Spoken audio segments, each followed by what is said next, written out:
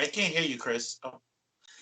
Hello, everyone. How's everyone doing out there? It is Tuesday, and welcome to the Progress Report. I'm your host, Dion Sage, and it is Thanksgiving week. Oh my goodness, where the hell did 2021 go?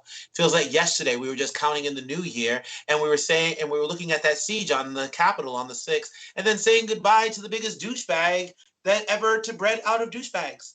And now here we are, 11 months later, getting ready for the holiday festivities. You know, right after Halloween, I just tell people it's usually Christmas because everywhere you go is Christmas music. And can everybody please do me a favor? When I'm around, just don't play the Mariah Carey Christmas song. Like, no, just stop that right there. I'm tired of the Mariah Carey Christmas song. There are other good Christmas songs out there. Keyword, good. Anyway, I have a wonderful show for you today. I have my good friend Jaden here today, as I like to call him Jaden Sage, because you already know. He's spicy and sassy, just like me. And then we have someone who's running for city council in Providence, Damian Lima here. And I'm excited to sit down and meet with them and have a wonderful conversation. But first, I have a couple things I do want to talk about. I do want to apologize. On Friday, I put out a post on my Facebook page saying, about trans remembrance. Every day is trans remembrance, but Saturday was the true day of transgender remembrance. And I think it's important that we get that right and take the time not just to remember those who have lost their life, but also celebrate those who are still here and celebrate their stories and not just celebrate, to listen to them and walk with them and fight with them, not for them, with them. So to my transgender brothers and sisters, I love you from the bottom of my heart. And I'm sorry that I got that day wrong. I promise I'll do better. I promise. With that said, so I got a couple of so apparently, President Biden, and I found this funny, President Biden, and I never knew this was a thing, to be honest with you. I don't drive, and if I did drive and have a car, I'd be alarmed that President Biden is going to be releasing 50 million barrels of oil for gasoline out of the U.S. stockpile. I was like, wait a minute. You mean to tell me they've had gas on reserve this whole time? The whole time? Meanwhile, gas is almost more than a gallon of milk, and y'all sitting here holding on to 50 million barrels of gasoline. and fighting wars in Iraq, and y'all got some on stockpile. What you holding that stockpile for? An alien invasion? It ain't gonna be useful. The apocalypse? What's that stockpile for? All I'm saying is, if I had a car, if I drove, I'd be alarmed right now. I'm like, how much more millions of barrels y'all got? And apparently, this is something all around the world. Because right after the U.S. announced, India, England, all of a sudden, gas is just flowing out of nowhere, like the land of milk and gasoline. That's why y'all all need to switch to electric cars. Anyway.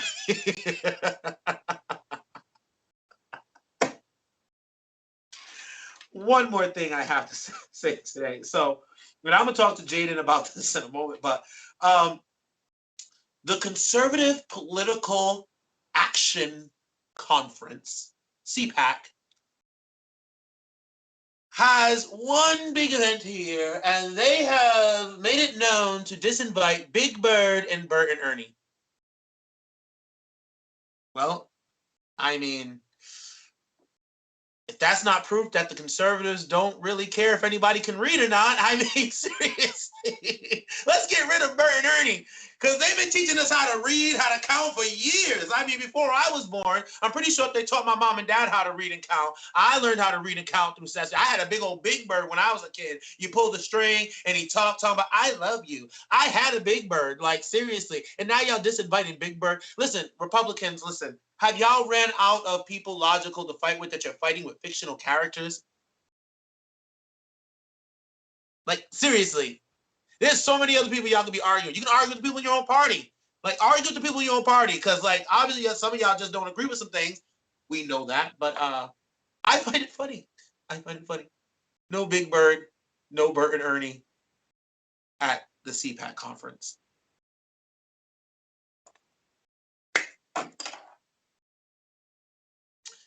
Today's show is brought to you by the letter D for douchebags.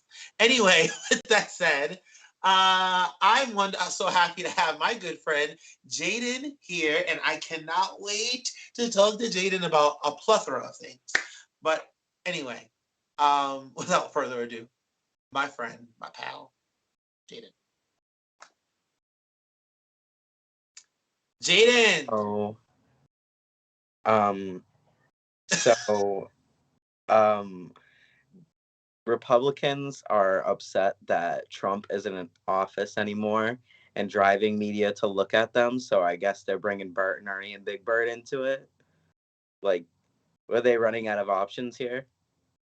I don't know. I have no idea. But I fully endorse Big Bird against Senator Cruz. I fully endorse Big Bird against Senator Cruz. I think he'll do a fine job as a U.S. senator, a lot better than the current U.S. senator from Texas, to be honest with you. I don't disagree. But you know what? It might as well be the same because they're both puppets, aren't they? You know what? Somebody probably does have their hand up Ted Cruz's ass. Or maybe they don't, and that's why he's so upset.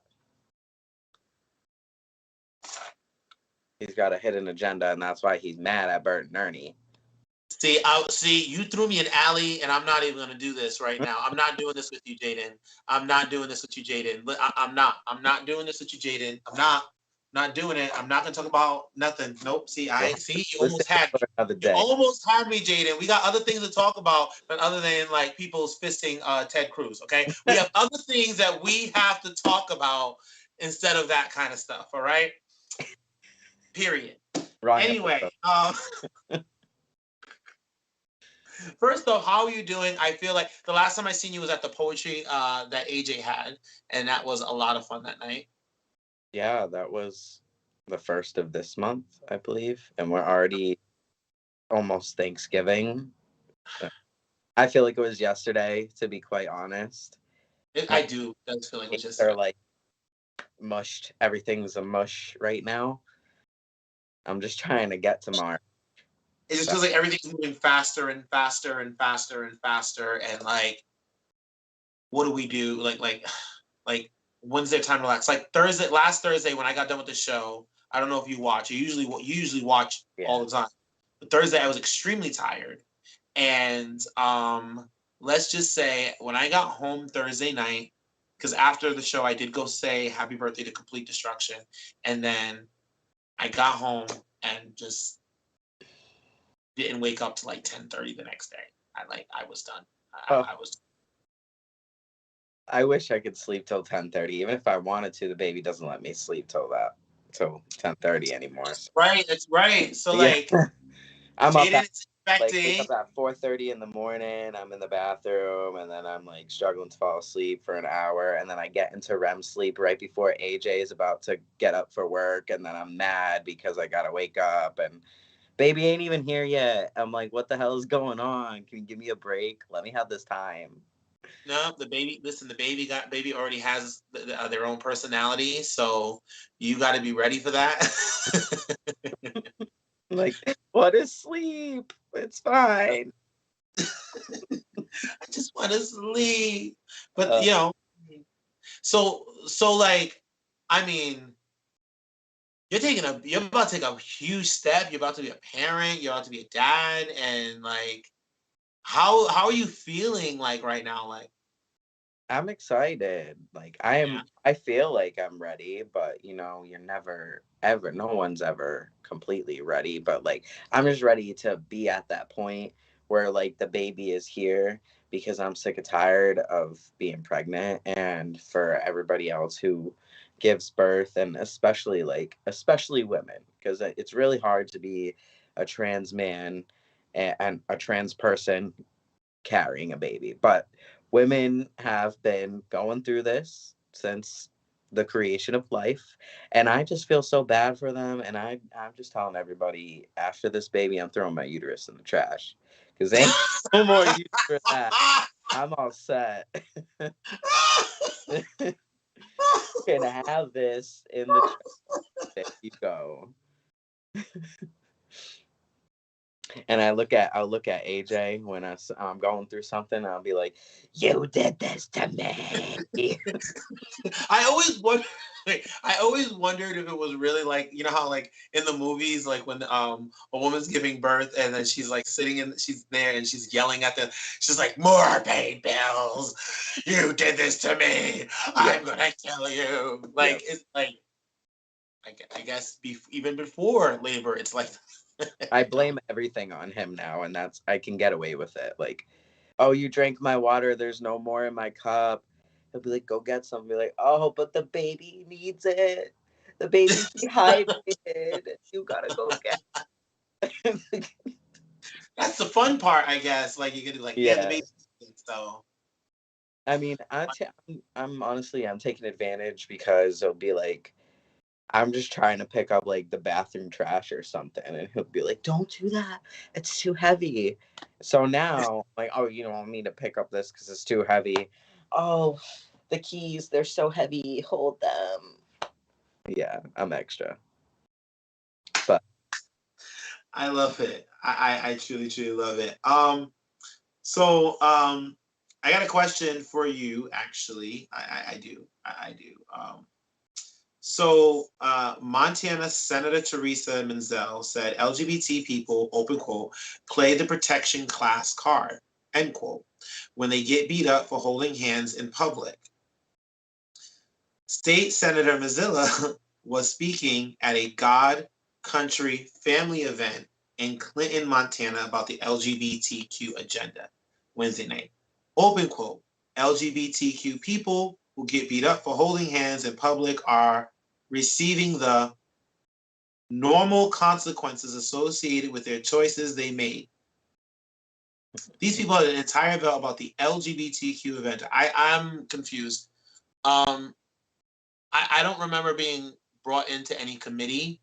I don't remember being brought in on anything talking about an LGBTQ agenda. I'm not sure if you have, Jaden, but if you can explain to me what the LGBTQ agenda is, so I can educate myself and my viewers because I'm trying to figure. I'm pretty sure many of them are trying to figure that out too. I mean, I didn't know holding hands was gay, even if it's with the same sex. In many cultures, holding hands is a custom. It means you're closer to the person. Like, so I don't I, know I why why heterosexual people aren't getting attacked for holding hands if that's the normal treatment that people who hold hands get. No, well, she's saying that we us holding, I guess, is drawers. I'm trying to decipher it really. Like, I guess that we, if because we're holding hands, if I'm holding hands with my partner outside, I don't have a partner, by the way, all that and all the stuff. Call 1-800 Dion. Anyway, but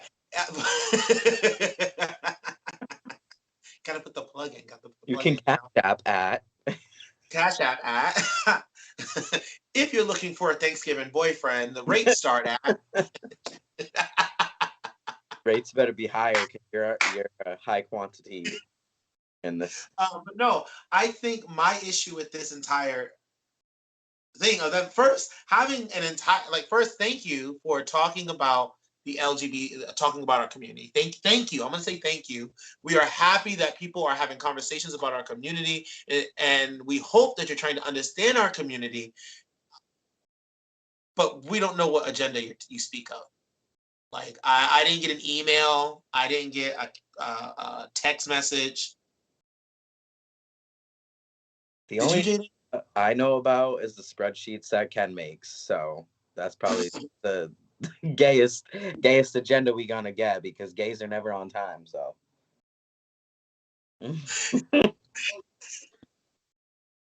Wait a minute. So everybody, this is our producer, Ken Barber. He is a spreadsheet king. Anybody that knows him out there knows he's the spreadsheet king. Like, he has a spreadsheet for his spreadsheets. So that's not a lie.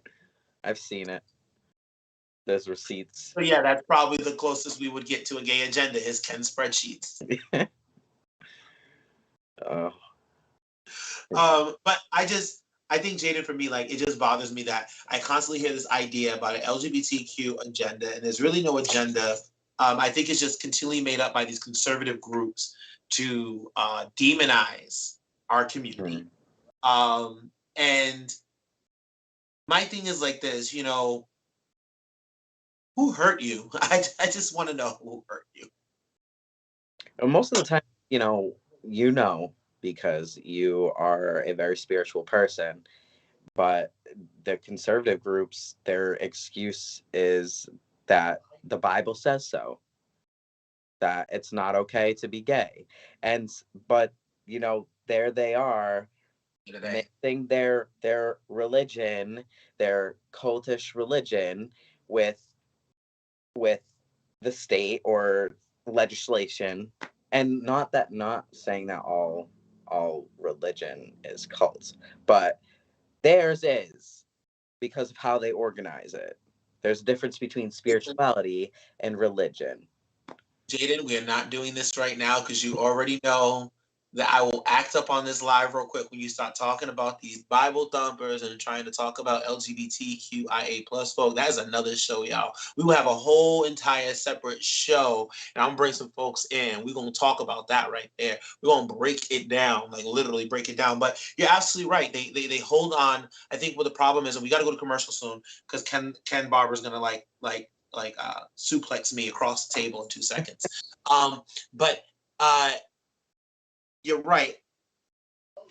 These groups, these conservative groups, try to hold on to a Bible and hold on to the Bible, which is okay. Hold on to the Bible, but whatever. But I think they've misinterpreted and they've forgotten about the true teachings, and that is love.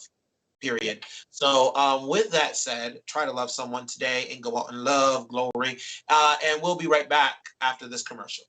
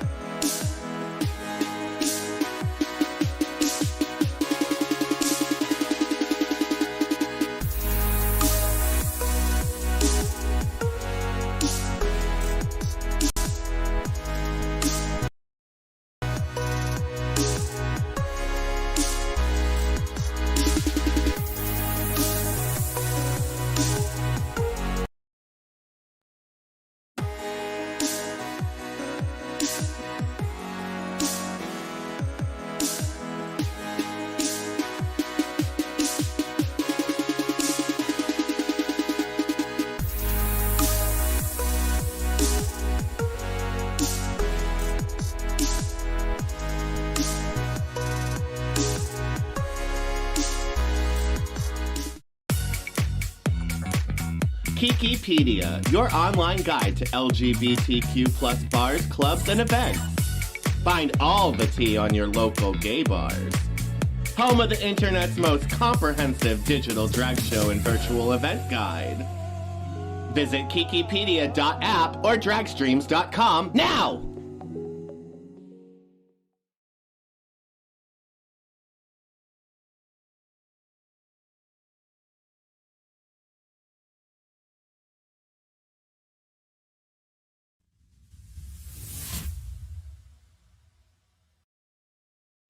It's always wonderful to have Jaden on, and it's always wonderful to talk to Jaden. Jaden's going to be back a little bit later when we have our full conversation and discussion. But like I say, my commitment to you guys is try to bring you guys candidates who are vying for votes, trying to run for public office, either in our city or for our state. And you guys know how I feel about Providence. You know how I feel about Rhode Island, and I'm truly glad to have someone here that is running for General Assembly for our state. And I have to correct myself. I said city council earlier. I don't know why I got city council on the brain. Y'all need to leave me alone about the city council thing. Y'all keep calling my phone and all this stuff. Listen, y'all all gonna be start going to voicemail, and it's gonna be like, he is not here, he is on Mars. But no, I'm truly glad to have someone who is taking that step up and stepping up. Um, that is going to be running for General Assembly. Damian Lima.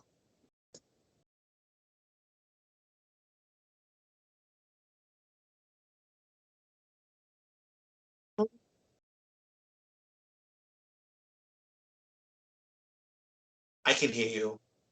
One moment. Yeah, there you go. Waiting for you to come up on the screen. I'm sorry. I think my transition wasn't copacetic. But Damian, how are you doing? I'm doing great.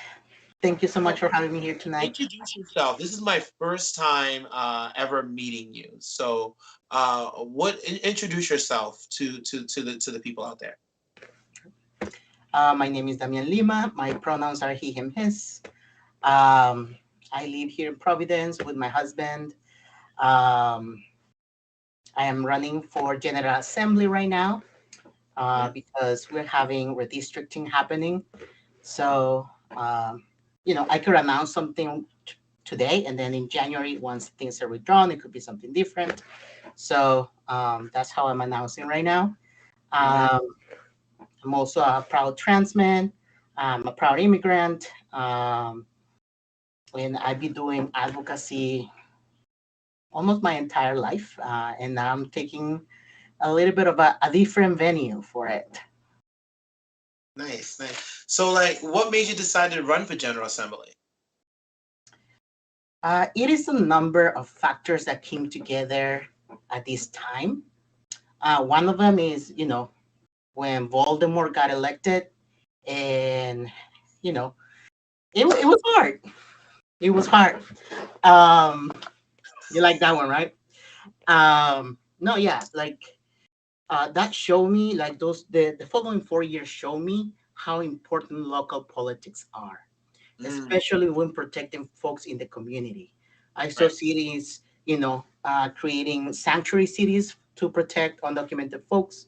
I saw states protecting abortion. I saw states protecting LGBTQ folks, trans folks, and then I realized that is a shield against, you know, tyrannical forces. But that was one of the things that came together, and then I'm part of a queer feminist book club, and somebody Nice. started talking to me about, there is this person, there is this organization, would you ever be interested in running? And I was like, yeah, I think, I am tired of working and begging Mhm.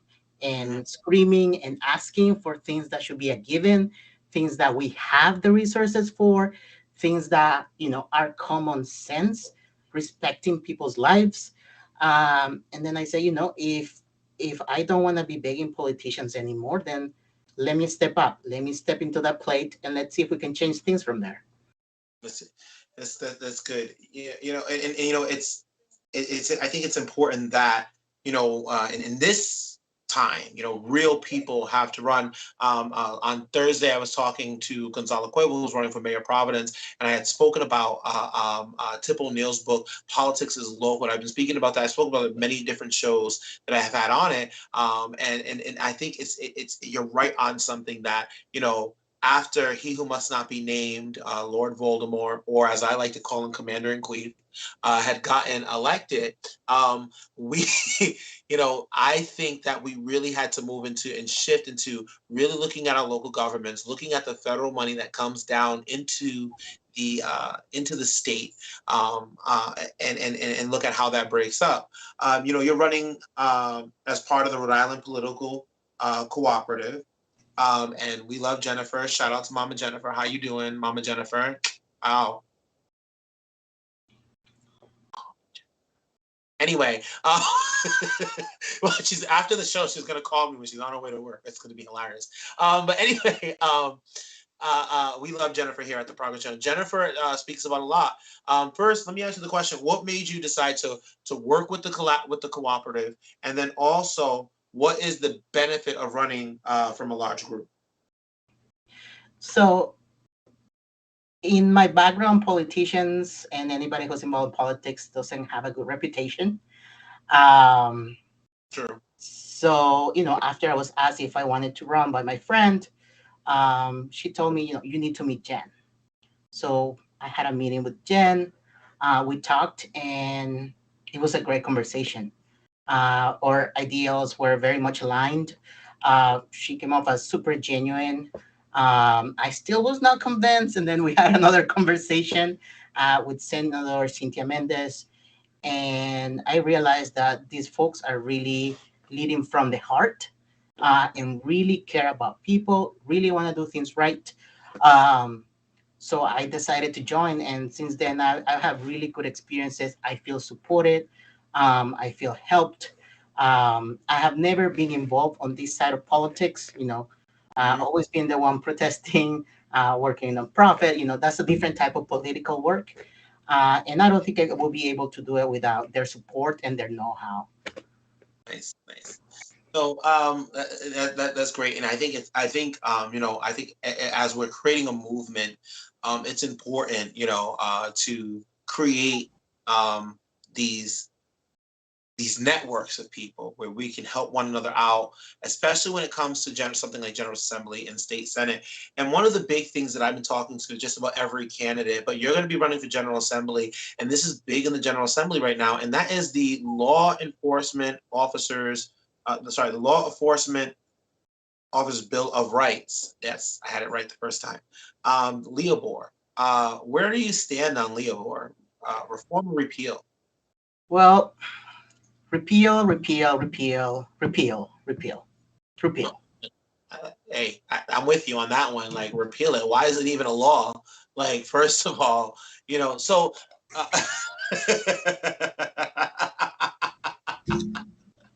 Yes, I think it's the first time somebody ever pulled a sign across the screen on the show.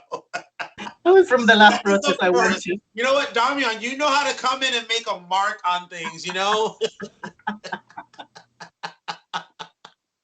Beat that, everyone else. Pull a sign out. Let's see you do something. No, I'm joking. I love everyone that comes on the show. Please pick up my phone calls, please. We have another season coming up. Anyway, no, but Damian, I agree with you. We have to repeal Leobor. Leobor should be repealed. But every time I hear, and I want to get your perspective on this, I keep hearing people who are already elected say, well, it's more beneficial if we do reform. We'll get more votes with reform and not repeal. If you were elected tomorrow, and that same argument is presented to you, what do you do in that instance? Do you create a bill to repeal, or do you just say, you know what, we're just going to let the reform go? No, no, no. Can I tell a little story? Sure, go ahead. Go ahead. So when I was a kid, I grew up in El Salvador. We used to have these little bugs that would fly, escarabajos. I will think of the name in a moment. And kids would tie a little knot or a little string to those little bugs, and when the bug fell, it was free. it would start flying. And then it was very amusing for the kids to have the little string and the bug flying. And I think that would be what reform will be for us. You know, we will feel free. We will feel like we will have something, and therefore we don't have to push for repeal Mm. because people will think, oh, we reform it. We don't have to do anything else. I don't. I think we need to hold off until it is repealed completely. I don't think that reform will do what needs to happen. Mm. uh, Changing a group from three people who are reviewing a case to five people, I don't think that will make much of a difference, especially when we have a system that is racist. We have a system that is guilty all the way, just from law enforcement to to the laws that they're enforcing to the judicial system. We really need to come strong. Agreed. Nice. So, Damian, I want to ask this question because the possibility to be the first transgendered person to serve in the General Assembly, right? Do you feel like there's a lot of weight on your shoulders? I don't think it's just my shoulders. Mm. I believe we are here as a community. I am here because of my community. I would not be alive today if it wasn't for my community. So I am running with my community. I'm here to listen to folks and to do what is best for folks, what they're telling me is best for them. Um, so I think it is a huge weight for everybody, and I am committed to do Mm. what needs to be done. And I'm also committed to not just be there by myself. I'm committed to bring all the chairs that I can bring, to have all the voices that need to be at the table. So and I have one more question for you. It's a very important question. It's probably the most important question you're going to be asked of the night. You ready? This Okay. question is, what is your favorite bedtime snack? I knew you were going to ask this, and I could not think of what it was. And my husband, without losing a bit, he's like, Takis with extra lime. So that's what it is, Takis. And then I take an extra lime, squeeze the lime in there, delicious. Nice, nice. Damian Lima, thank you very much. We're going to bring you back with a panel with Jaden in one moment. But until then, everyone, go ahead and get some popcorn. Go ahead and get some ice cream. Go ahead and get some Takis with some extra lime. We'll be right back.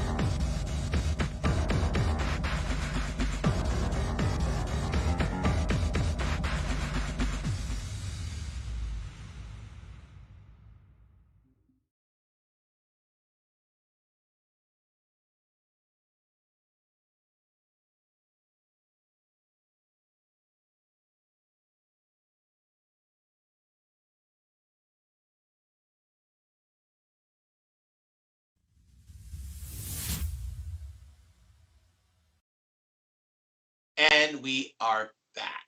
So I just want to tell you guys something. So today I was heading home, right? And I happened to walk past the Planned Parenthood Center, and there was a man who out there, he had a sign. And that sign kind of bothered me a little bit because it basically was like equating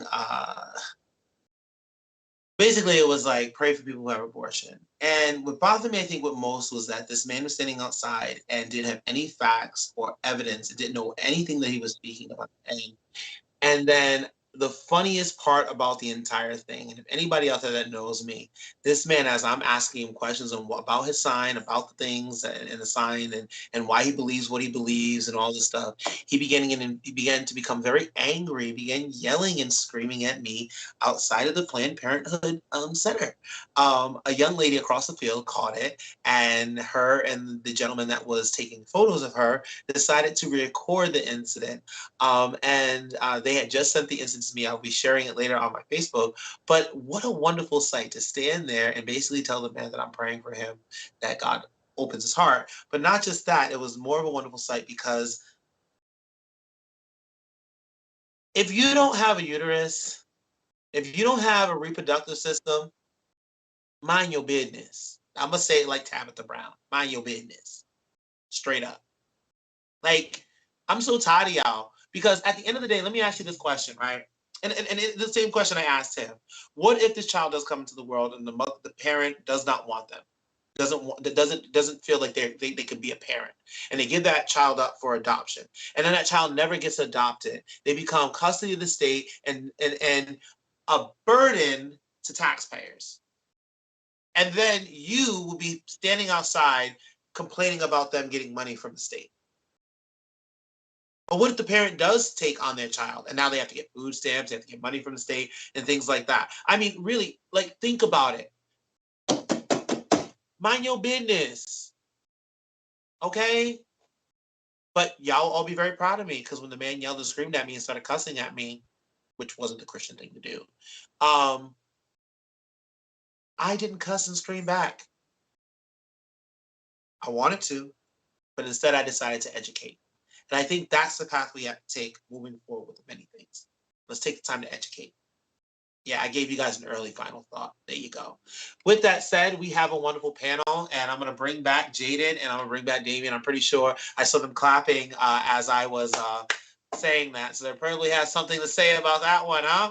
But let's bring Jaden and Damian back. Hey, guys. Yes. I gotta say, Damian, you are literally like walking like right into and fitting into the group here. Like it, like even backstage, it's like awesome. It's very awesome, and you very nervous. But like shout out, guys, everybody out there. Let's see some hearts for Damian Lima running for General Assembly. Hearts out there. Hearts out for Jaden.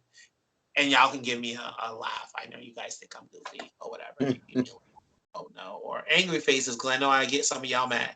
But Jaden, what do you think about my little story? I think that I love you because mind your damn business if you ain't carrying a damn baby.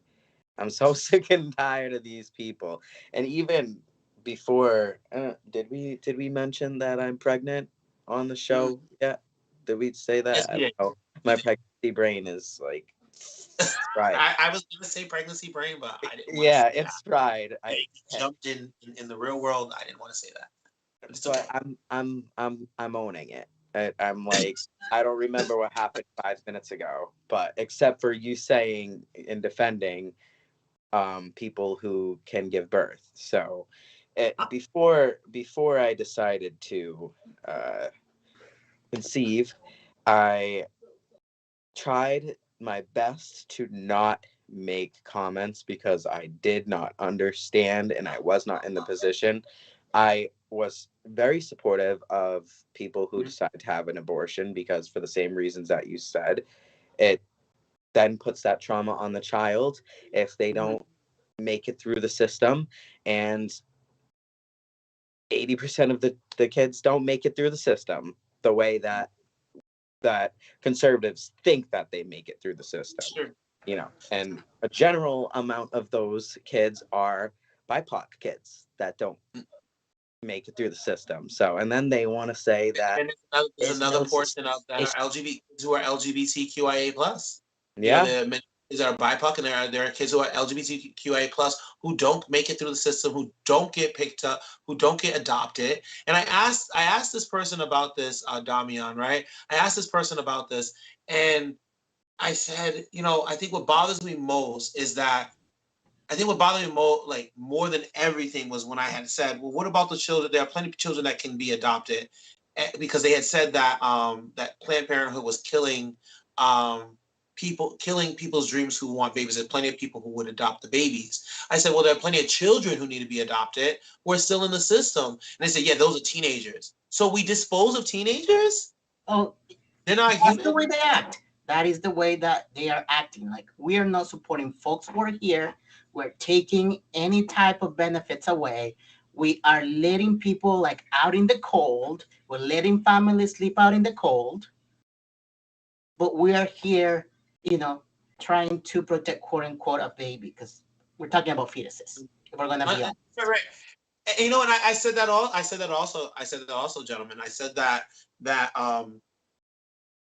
like at the end of the day, I think what bothers me most is that I said you're standing here and you're saying you're doing this all for God, but at the same time, there's someone who's about to freeze to death tonight, and I don't see you with a sign that we need to get affordable housing, we need to get low income housing for people. And if we're We gonna need go that housing. route, We need housing. yeah. And if we're gonna go that route, the religious route, right? Mhm. Jesus never said go and stop abortions, but Jesus did say go and house the homeless. He said go and feed the poor, go and visit people in prison. And who's doing that? Mm-hmm. You We know, done. he The went and show's left over. to save That the Oh, one comment right sheep there, that instead of whole staying comment the right whole there, flock. you just set it off. You said it off, right? Jesus never, like, if you're gonna go with the whole religious aspect, Jesus never said anything and preach against abortion or anything like that. He had said, we need to feed. If they're hungry, give them food. If they're thirsty, give them water. If they're naked, give them clothes. And that's biblical if we're gonna talk about that. And because this is what they constantly come at us with those things. And this wasn't supposed to be the show, but it bothered me. It's still sitting here bothering me that this person was standing outside talking about I'm advocating for the people unborn, and then he also said I'm warning the women what's going to happen to them if they get an abortion. Not here. We're not in Texas. If that's what you want to happen to people, then go take your ass where Who's they are Texas? and I be think protected. I Yeah. think they're going to be voting to succeed from the U.S. anyway pretty soon. I'm pretty sure. but also, I want to bring another point is that we don't live in a theocracy. This is not a theocracy. Hmm. I don't want to be ruled by nobody's religion. Hmm. That part. That part. That part. All right. So I have other questions. So um no, I ain't gonna talk about the sermon from the Baptist Church in Winston-Salem, North Carolina. Keywords: Baptist Church, Winston-Salem, North Carolina. Okay, we already know what's happening in that church. Okay, in the Baptist Church, the choir director is gay, and they won't let him live his true life. Okay, we already know what's happening in the Baptist Church. Anyway, moving on. Just as a side note, I did the choir director once.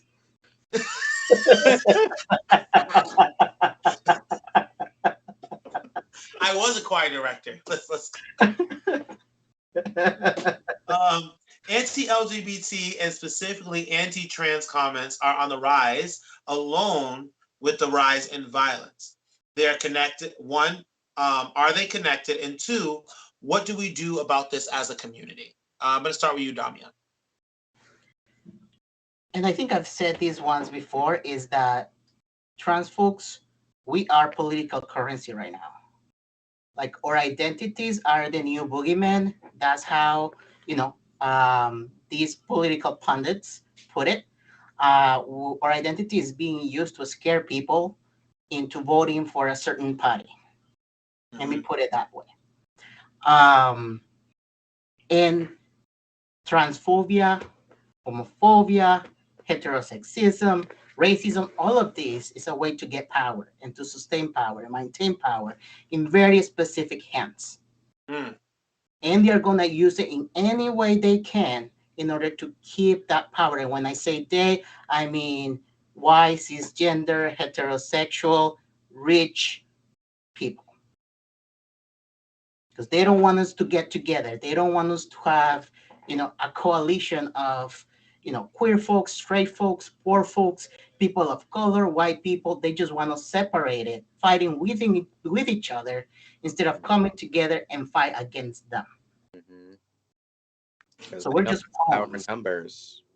You're right. Sorry, go ahead. Go ahead, Jaden. What were you saying? I said because they know there's power in numbers. Right. You're right. Yeah. Mhm. And I think what we really, and we've talked about it before on the show, and I speak about it with a good friend of mine, and then we have to. I think we really need to focus on each group that is a minority group in this country, or a group that has been disproportioned in this country. We need to figure out where our intersectionality is, and then that has to be our strength, right? Where, at the end of the day, I tell people, and I'm gonna speak on the black and Latino folk. The one thing that separates us is language, because I speak English and they're able to speak Spanish, and if they're able to really tap into other language, the romantic languages, Italian, Portuguese, and French, they're really able to tap into that. Those things right there, we look at it as like, well, language separates. When you can take something as simple as the food, when I go to on Broad Street and I look at Dominican food, I see very similar to Southern cuisine, to be honest with you. We eat a lot of rice, a lot of beans, potato salad, macaroni salad, pork, beef, a lot of chicken, Stop. So, I'm hungry. You better huh? stop. I'm gonna have to go get some Dominican food real quick. Listen, let me tell you, you might have to drive on over to Broad Street. I'll be with you. I'll be right. Listen, Jaden, anytime you want to go over to Broad Street, get some Dominican food, I'll be right there with you, eating some. I was a Roques every day, Seneda, all of those places out there. I know what you're talking about. Yeah, you know what I mean? But I'm just saying, not just with the food, but also in the way we discipline the kids, where we respect, and Black and Latinos, speaking about that relationship for a moment, the way we are with our older personnel, our grandmothers, our nanas, our abuelas, mamais, mimis, those the way we are with the older people in our family, and the way we are even with family. It's just, I think that's what we have to focus on, is where is our intersectionality, and I think we have to hone in on that when everything else around us, when they are trying to separate us by category, when they're trying to separate us by saying certain things, and all that stuff. I think we have to look at, well, I may be a black cisgendered male, but what is it that gets me upset when someone is talking about one of my transgender sibling, or non-binary siblings? You know what I mean? And not just that, what gets me upset. Am I in that moment going to stand there and let them continue, or am I going to make the conscious decision to say, no, I'm not going to allow this to happen, because there are so many things that we share in common, and I know that feeling of being put in a corner and people talking about. Hmm. Yep. Wow, y'all getting a lot of final thoughts tonight. I don't even know if I'm gonna have a final thought tonight. Bam. But so I did want to talk about this. The first formerly incarcerated person, they were formerly incarcerated, and they've been named to Rhode Island Parole Board.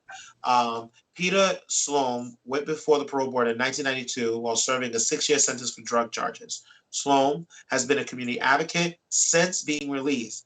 He has earned a master's degree in social work from Rhode Island College, and he helped lead a successful campaign to restore the right to vote on those on parole and probation. Kudos to you, Peter. Like, awesome, like great. But I can't help to ask the question: why is this the first time to have somebody on the parole board that has formally went up for parole?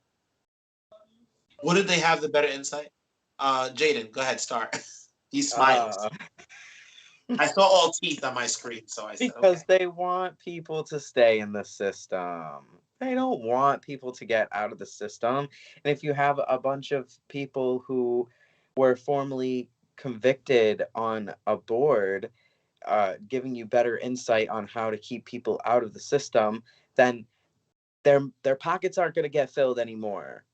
So, which that's a whole nother conversation, but that's just my opinion. If you withhold knowledge from people, they're going to think that they'll be okay with a free meal, and at least they have a bed underneath their head because that's what they're being told, that it's a free rooming house for them. When a lot of people get incarcerated, they get killed, they suffer with traumas that they're never going to be able to overcome after being incarcerated. Like, oh, my blood pressure's going up. Yeah. Breathe, breathe. Drink a little bit of water. Glass of water for Mr. Jaden. Man. Damian, how do you? I mean, like, how do you feel about like? So one of the things that are important is to think about the history, but the Mhm. history of the criminal system in this country. What happened after the Emancipation Proclamation, and how the police system came to be and what it was used for, and then what happened during Jim Crow, and what has happened after the Civil Rights Movement. I love how you like drinking that water You too. better chug it. Just chug. But it is a Those system of you that who don't works. know what happened. No, go ahead, Tommy. I'm sorry, because No, you're hitting right on the nail. You know what happened after the Emancipation Proclamation. You know, uh, uh, uh, uh, black people, black and brown people, being arrested for stealing an apple or an orange and Exactly. getting life imprisonment, or just standing somewhere, just standing, right? loitering. One Mm-hmm. of the greatest examples of racist policies to put black and brown people in prison and that way maintain power, because that disenfranchises people from voting, Mm. which is that why is that beautiful what this person has done to bring the voting rights back to these folks, right? Mm-hmm. What And else does it do? It doesn't allow you to go to college. It doesn't allow you to get, the loans. I'm sorry. I get worked up. no, you're right. At the end of the day, here's how I look at it, right? Here's how I look at it, and I understand there are people who do crimes. Because let me tell you something. If you steal from me, like if you steal from me the first time, like, well, they really need it. But if you constantly do it and you break in my house and you bust up my windows and do all this stuff or whatever it is, or you kill someone, okay, you get incarcerated. You do your time, and once you do your time, for me, at the end of time, when you get out, at that person, you should be a new person, not a clean, yes, a clean slate, like a clean slate. To be honest with you, I think the biggest thing is putting people. Like I hate when we put people on parole. Somebody serves 15 years and then we give them 20-year parole. Well, So you still have them confined to doing like you only can do this and that. That's it. they tell these people that they can get their GED and it will make life easier for them. And they can, or maybe some prison systems have vocational studies that they can do some electrical work and learn how to fix some lamps and stuff. But then when No, they get out of jail or prison, nobody wants to hire them because they got a big scarlet letter on their application. And how are they supposed to become better citizens per the system's eye? Because that's how our I system works. remember. I remember when I worked for the Golden Arches, and a gentleman came in. I was a hiring manager for a store, and a gentleman came in, and we had open interviews, and this man was in his 50s, and we sat down and we start talking and all this stuff, and um, one of the questions we had to ask was, would you submit to a background check? And he said, oh man, that's not going to come up good. And also, I'm going to be honest with you. And he told me his entire life story, told me how long he was incarcerated and all this stuff. And he said, you're probably not going to hire me now. And I was like, what do you mean? And he said, because every job interview that I've gone on, they've not hired me as soon as they find this stuff out. And it's just, he said, I'm a black man with a record. And I'm looking at him, and he said, all I'm looking for is somebody just to give me 1 second chance. I got up from that table, went to the back, grabbed the folder, the folder with all the paperwork in it, and hired this man. That man still works for the Golden Arches today, and now is a general manager. Right? That was about 6 years ago. 6 years ago. And I think about like so many guys like that was just one I was able to give a second chance to. That we were able to give a second chance to. Because even though I hired him, my boss still had to give approval, and I went back and forth with her about hiring him, and it wasn't about. And she said it wasn't about the prison. It was more so that he was much older and was worried about if he could do the job or not. Which that's a whole nother conversation within itself, right? But the point of the matter, and my thing is, how many people don't get that second chance? Don't get that second chance, and then they have to go back to the life that got them in trouble in the first place because they need to make that money. They need to live. They need to eat. They need to survive. They need a roof over their head. And that's my issue with the prison system and looking at people's past life. Once they pay their debt to society, once they've served the time that was given to them by and let's be real, an equal and balanced justice system, that's a whole nother conversation. But we are getting late, and I know we have final thoughts coming up. I've given you guys a whole bunch of final thoughts tonight. I've been babbling on. The running joke is never give Dion the mic. And tonight, I hit the mic. Every Tuesday at 8 o'clock. Don't forget. I got what. Remember, I don't know. You guys probably don't remember that. Y'all don't remember that song. I got what it takes to rock the mic. Please watch what you say to me, cause I got what it takes to rock. Yeah. Yeah. That's my generation. Everybody from my generation probably remember that. Anyway, with that said, we're gonna be right back after these messages with final thoughts. My name is Brian Sims, and I'm running for Lieutenant Governor. I think every day about the values that my Army officer parents instilled in me, to take responsibility, to show empathy, to have courage, and to be authentic. I want to put those values to the direct service of the Commonwealth. I have a lot of hope when I look at the people across the country that decided over these last number of years that they'd had enough, that they looked at a lack of leadership and thought that they could do better, because oftentimes they're right. We are the antidote to broken politics. My time in the Pennsylvania legislature has taught me a lot about not only how Pennsylvania government works, but a lot about how it doesn't. It's taught me a lot about how to work with people who don't always agree with me. I think it's time for me to take what I've learned in the House and to be able to bring that leadership to the direct service of the governor. I want to be your next Lieutenant Governor. We need adults in the room, and I want to bring bold, visionary leadership based on lived experiences and shared values to the Commonwealth.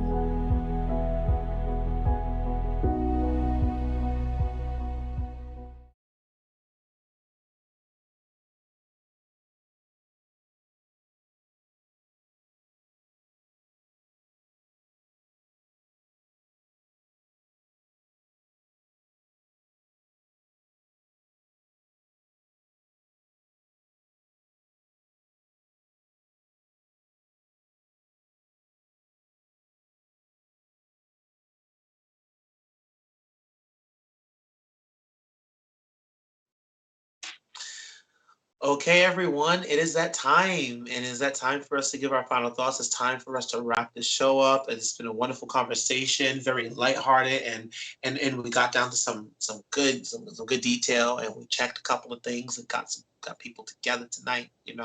We hope that those people who are haters, that I saw some angry faces up there tonight. Those of you with the angry faces, I hope that this live touches you in a mighty way.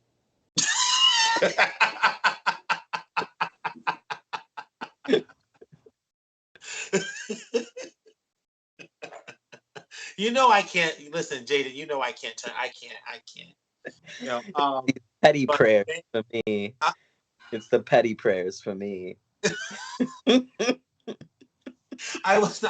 mean that sincere, not petty. Like, I know, but for me, it's petty because like, God don't sleep. He watching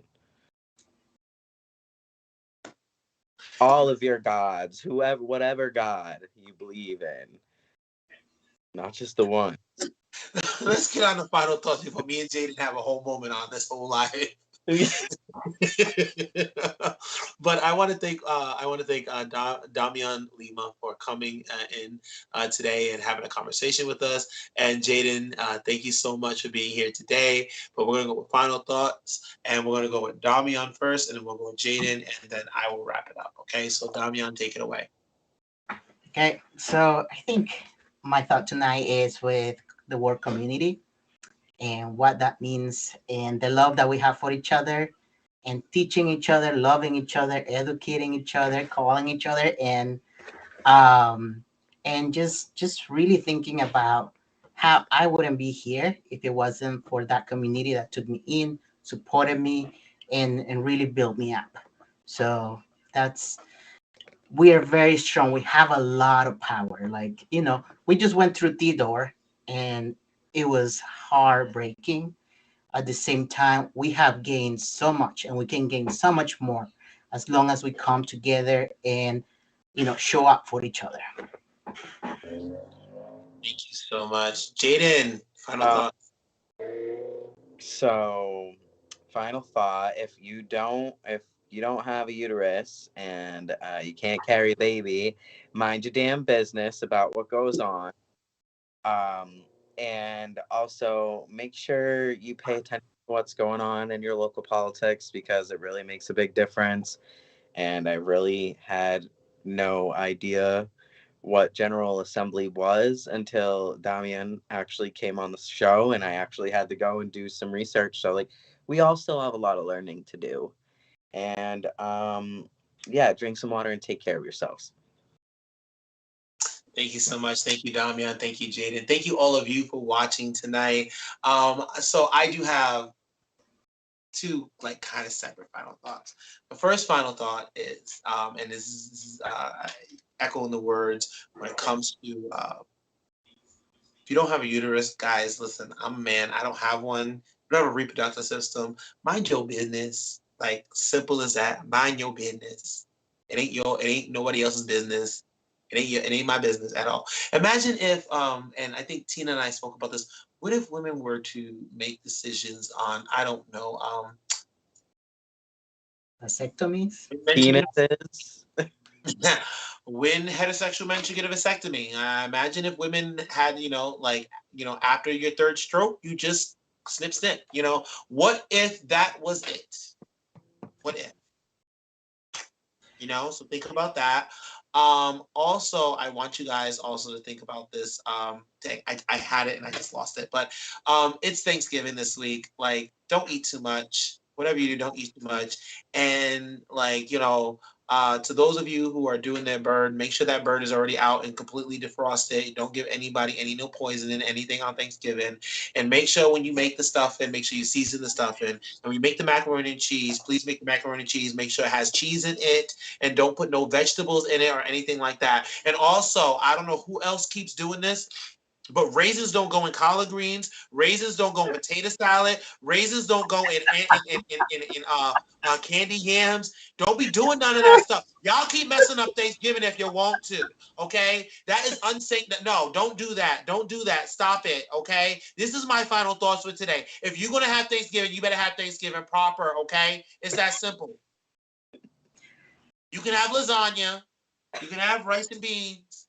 You can have a panini. You can have Tamales. Come on. spiral ham. You can have that. You can have collard greens. But please don't put no almonds and brown sugar in the collard greens. I will throat punch you. If I walk into I swear, if I walk in your house and I see that into your collard greens, I will throat punch you right then and there, right in front of everybody, right in front of grandma, grandpa, auntie, uncle, and all the kids. Listen, don't put no raisins in the things that the raisins don't belong in. You know what raisins belong? in a box in the refrigerator just sitting there, okay? That's where raisins belong, okay? And maybe in some rum raisin ice cream, but I don't eat that mess, okay? Don't put raisins in the soul food. Stop it. With all that said, happy holidays, everyone. I will see you on Tuesday. Good night, Rhode Island. Night.